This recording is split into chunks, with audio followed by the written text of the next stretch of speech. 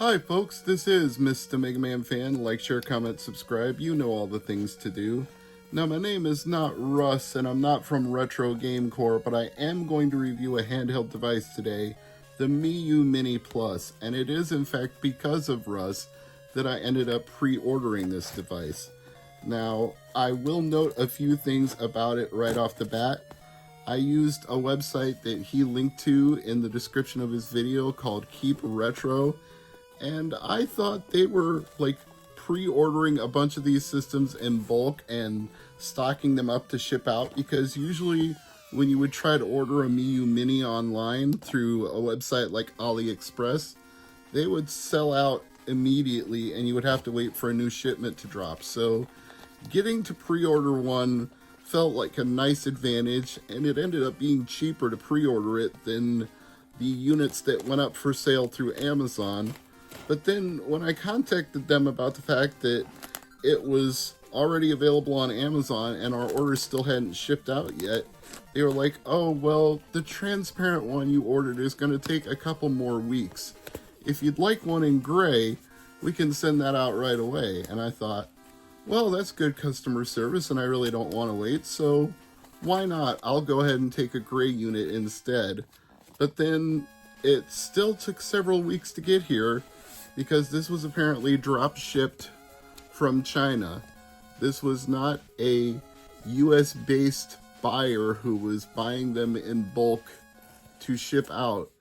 They were still shipping direct from China, so I had to wait while it cleared customs and got to me, and now it's finally here. So I will say at least it was protected well in the box, so didn't have to worry about any damage going internationally. And the presentation seems pretty nice too.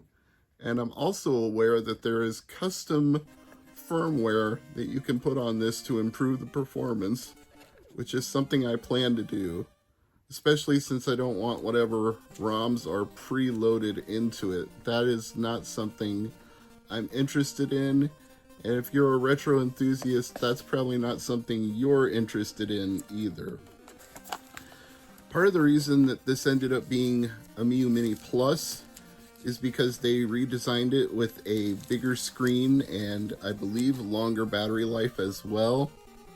And they kind of had to anyway, because the screens for the Miyoo Mini kept going out of stock. So they were literally forced into that position of having no other choice but to take what they could get, and a bigger screen just ended up being the result of that. And it's a Miyoo branded battery.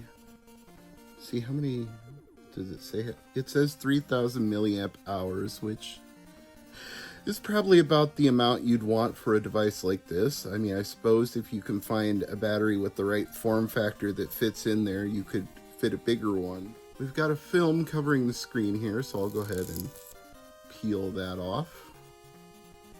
And let's see what we got here on the bottom. It's like a charging port. It's the micro SD card. Let me see if I can pop that out. It's a very generic 64 gigabyte micro SD card, but we will be replacing that and putting custom firmware on this. Okay, there we go. Loading. That's a pretty nice interface. I believe they've ripped off the PlayStation Vita store menu music. That's what that sounds like to me. I think you can also hear that if you go into your account settings. It's also the background music there. Look, if they were going to rip off something, at least they ripped off something I like. So, hey, I won't be too mad about that. And as noted, it does come preloaded with a bunch of games.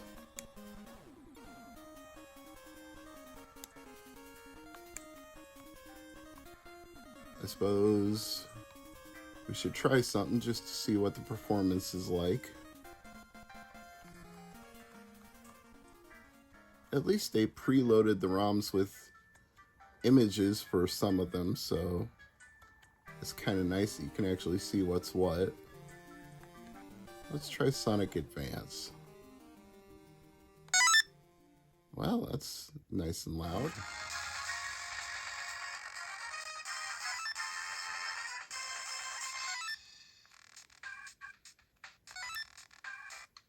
So far, the performance seems all right.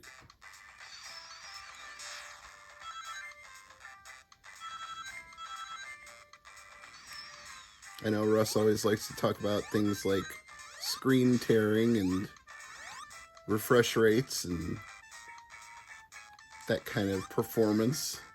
I'm not an expert in those things, but I'm not noticing anything obvious right here.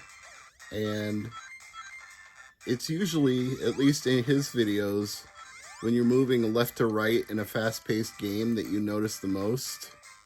And I think Sonic is probably a pretty good test of that theory. And I'm not seeing a whole lot that makes me think, oh my god, this sucks, I wouldn't want to play this. In fact, it's kind of the opposite of that. This D-pad is pretty nice. I have no complaints. The buttons feel responsive. I'm not sensing any lag. I mean, this is kind of a middle-of-the-road device at $69. At least it was for pre-ordering it through Keep Retro. Okay. I'm honestly impressed.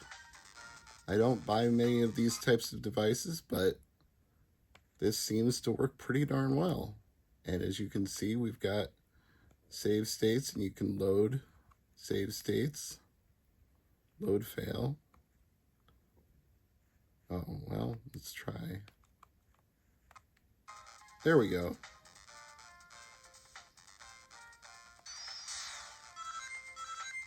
We try that again.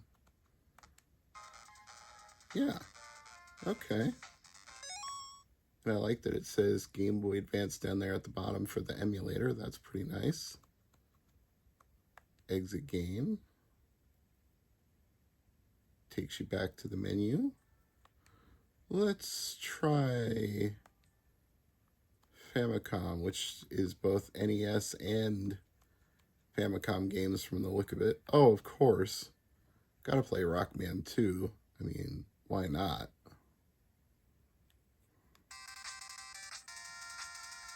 Meox Transl. Okay. Well, with a Chinese game, you're going to get Chinese characters, so there's going to be some weird things going on here and there.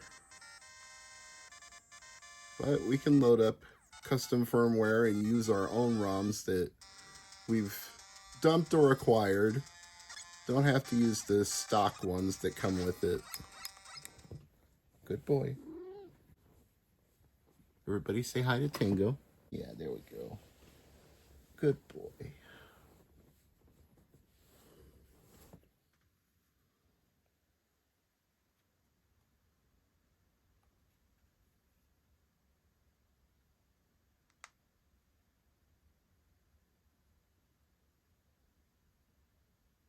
There we go. So if you're wondering why I was so pleased at that development, I will mute the recording volume and do a voiceover here to explain. On Mac operating systems, the temp update folder that you need is hidden by default when you download the Onion OS. So you have to hit Command, Shift, and period to show the hidden files. And you need to copy all 6 folders from the BIOS for Onion OS to the root directory of your micro SD. Don't copy 5. If you've copied 5, you haven't copied enough. You need a folder that says .temp_update. It will be a hidden folder until you hit Command Shift period, but once you see it, copy it with everything else. And then when you boot up your Miyoo Mini Plus, you will see that it will go through the same update process that I am doing right now, where it not only installs the Onion operating system, but also installs RetroArch for you, and does it a lot faster than I would have expected. I know it took me longer to do it on the PlayStation Vita than it did on this, so I was pretty impressed by the performance.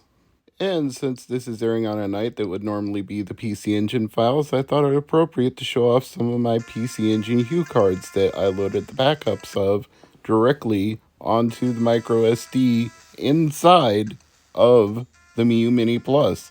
I didn't have to take it out. There is an FTP package that you can download and install in Onion OS, and you can use FTP to transfer files directly to your device, just like using custom firmware on a PlayStation Vita or a Nintendo new 3DS XL. Anything that has custom firmware that you can use FTP with, Miyoo Mini Plus can do that as well. So you don't have to take out the micro SD card and put it in your computer to transfer your ROMs over. You can do it on the fly. I find that an incredibly valuable feature because a lot of these other handheld devices do not have built-in Wi-Fi, but this one does. So I think with Onion OS, it's quite a powerhouse system, and I can't say it's a bad device for $69. It may not do everything you want. You may not be able to do Xbox, PlayStation 2, something very, very powerful that's more than late 90s. N64 might be hit or miss. Dreamcast, I haven't tried that yet. Maybe it'll work. I don't know. But I'd say about PlayStation 1 is the upper echelon of what I would expect out of this thing. But 8-bit, 16-bit, definitely going to be good for those. And I think you'll have a lot of fun with this device if you try it for yourself.